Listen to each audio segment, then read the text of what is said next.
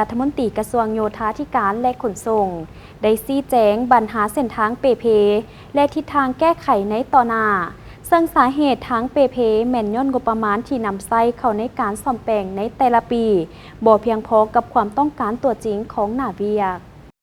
ท่านงามประสงค์เมืองมณีรัฐมนตรีกระทรวงโยธาธิการและขนส่ง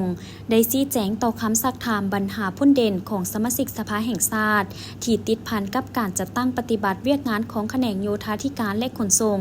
ในภาคบ่ายของวันที่10 มิถุนายน 2025เป็นต้นเส้นทางหลวงแห่งชาติเส้นทางหลวงท้องถิ่นและเส้นทางสายหลักต่างๆมีสภาพเปเพอย่างหนักหน่วงซึ่งสร้างความยุ่งยากให้แก่การสัญจรไปมาและการขนส่งสินค้าหลายพอสมควรมีหางเสียงจมวาของสังคมหลายต่อกับปัญหาดังกล่าวท่านงามประสงค์เมืองมณีได้กล่าวว่าปัจจุบันสภาพเส้นทางและขวาส่วนหลายได้ก่อสร้างและนำใช้มาหลาย10 ปีแล้วเฮ็ดให้โครงสร้างของทางมีการเปเพสุดโทรมตามอายุการนำใช้ขาดงบประมาณในการฟื้นฟูใหญ่หรือบำรุงรักษาตามรอบเวียนของเทคนิคงบประมาณที่นำใช้เข้าในการซ่อมแปลงในแต่ละปีบ่เพียงพอกับความต้องการตัวจริงของหน้าเวียกจำนวนพาหนะและการขนส่งสินค้าในแต่ละปีเพิ่มขึ้นการคุ้มครองน้ำหนักรถบรรทุกและพาหนะขนส่งขนาดใหญ่แม่นปฏิบัติบ่ได้ดีรวมทั้งตารางเส้นทางในปัจจุบันส่วนหลายแม่นออกแบบเพื่อหับน้ำหนักได้เพียง8.21 ต้นต่อเผาและ 9.1 ต้นต่อเผาเป็นส่วนหลายและมีประมาณ 1,000 กิโลเมตรเท่านั้นหับน้ำหนักได้11 ต้นต่อเผามาตรฐานอาเซียนขบวนการพิจารณาและหับฮ้องเอาโครงการซ่อมแปลงเข้าแผนลงทุนของรัฐต้องได้ปฏิบัติตามกฎหมายว่าด้วยการลงทุนของรัฐทุกโครงการที่นำใช้งบประมาณกองทุนทางต้องได้รับการประเมินโครงการลงทุนของรัฐเฮ็ดให้กระทรวงโยธาธิการและขนส่งมีความยุ่งยากและจะตั้งปฏิบัติเวียกบ่มีความคล่องตัวการเน่งติ้งทางด้านเศรษฐกิจเฮ็ดให้อัตราเงินเฟ้อสูงขึ้น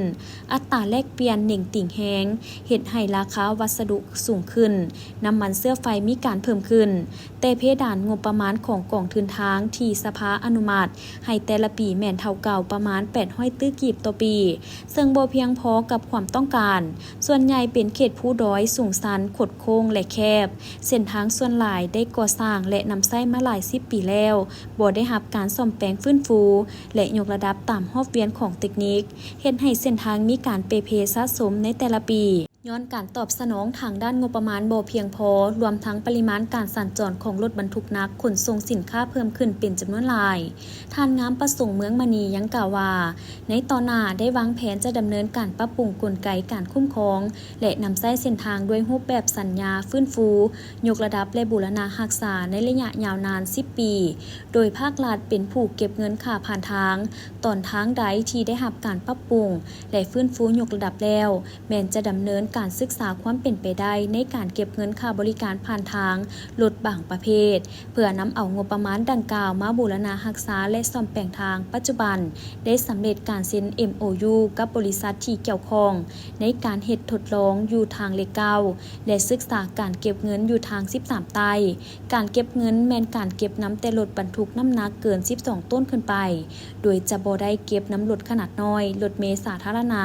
รถปกส.ปกส.และอื่นๆสืบต่อประสานสมทบกับภาคส่วนที่เกี่ยวข้องเพื่อพันขยายคำสั่งฉบับเลขที่